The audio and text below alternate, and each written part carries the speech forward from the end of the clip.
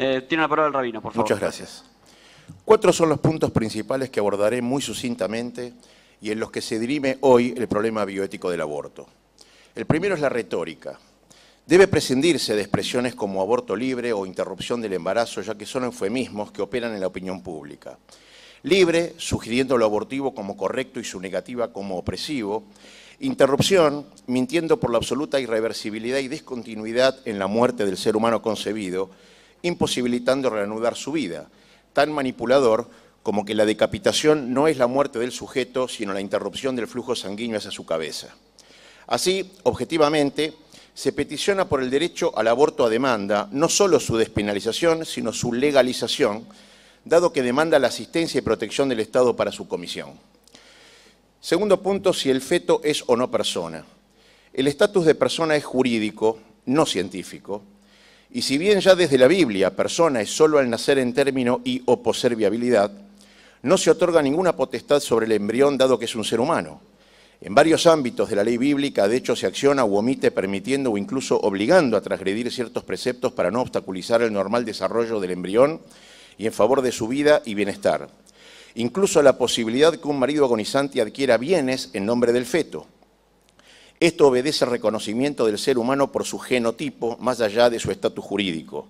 Es decir, todas las diversas y debatidas definiciones actuales de vida humana y su comienzo son siempre en grado y accidente, pero no en naturaleza y sustancia.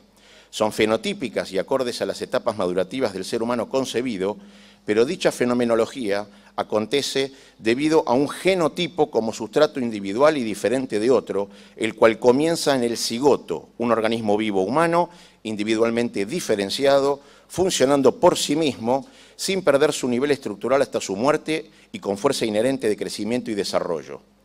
Es por ello que la propia Biblia, ya como cuna de la civilización occidental, reconoce la vida humana desde la concepción. Todo ello hoy respaldado por la actual bibliografía embrionaria, biológica y genética.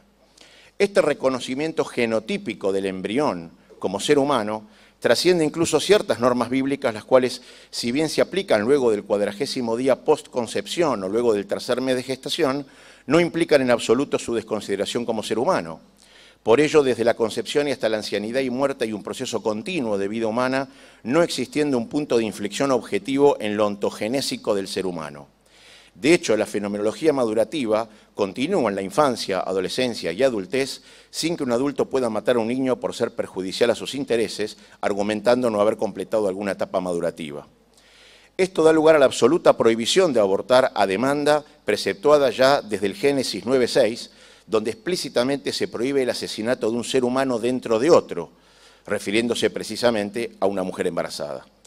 Luego, matar a un ser humano que no amenaza la vida de otro, basándose en criterios fenoménicos fijados por alguna semana postconcepción, resulta antojadizo, careciendo de fundamento racional, científico y moral, dado que no hay ningún cambio en su ontogénesis, similar al nulo cambio biológico del feto durante los pocos centímetros en los que pasa del útero materno a la exterioridad del mundo.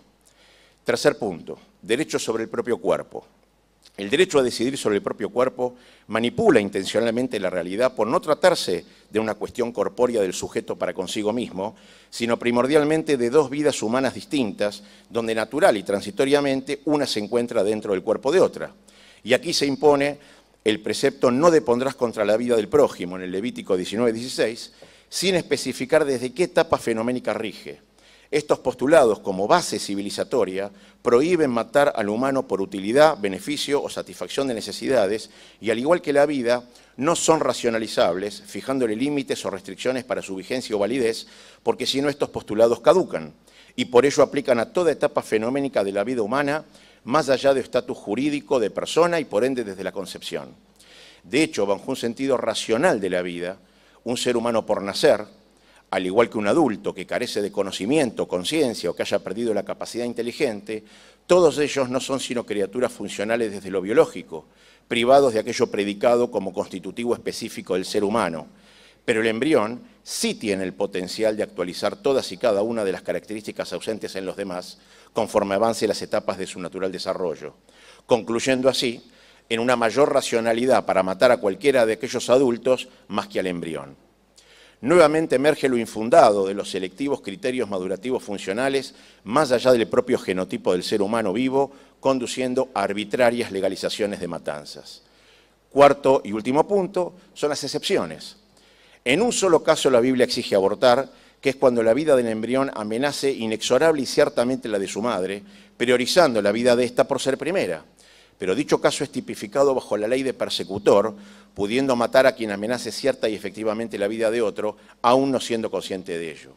En casos de anencefalía, irreversibles patologías degenerativas o terminales, donde el feto morirá indefectiblemente, son tipificadas como de gran necesidad, permitiendo el aborto con severas restricciones en tiempo y forma, motivados por criterios similares que se aplican a la mujer embarazada por violación, encontrándose en serio y cierto riesgo psicofísico. No obstante, estos casos son cuantitativamente insignificantes respecto de los más de 50 millones de abortos inducidos anuales en el mundo, dato proporcionado por la Organización de la Salud Mundial, cuya mayoría son embarazos no deseados por ser conflictivos respecto de los intereses personales, familiares o sociales, y hasta por control de natalidad, reales motivos de la actual petición por la legalización del aborto a demanda. Un minuto, Rabino. Como conclusión, el aborto a demanda no es un problema sanitario, jurídico o económico, sino humano, como síntoma más crudo de la ética de la mismidad, donde el individuo y sus intereses son el bien supremo, falseando hasta la propia realidad descriptiva con el fin de no coartar su arbitrariedad legalizándola. Por eso la elección es simple. Se acepta el postulado y base civilizatoria «no asesinarás», vigente ya desde el cigoto, o a sabiendas de la falta de fundamento se decide antojadizamente desde cuándo a ese ser vivo individual se le dice humano, anterior a lo cual se legaliza su matanza, contradiciendo la finalidad del Estado como defensa y garantía de toda humana bajo su espectro de poder. Si solucionamos, en lugar de eliminar, debemos evitar los embarazos indeseados mediante eficientes políticas sociales y educativas de prevención y anticoncepción, más el desarrollo de políticas de asistencia a la mujer en conflicto con su embarazo. La ley es una restricción habilitante para la vida de todos y no un instrumento que avale los intereses de unos por sobre la vida de otros y de los más indefensos. Atendamos a lo ya advertido por el padre del contrato social, Jean-Jacques Rousseau, cuando afirmó que cuando la violencia de la pasión prevalezca sobre el horror del crimen, en el deseo del mal también se encontrará un derecho. Muchas gracias.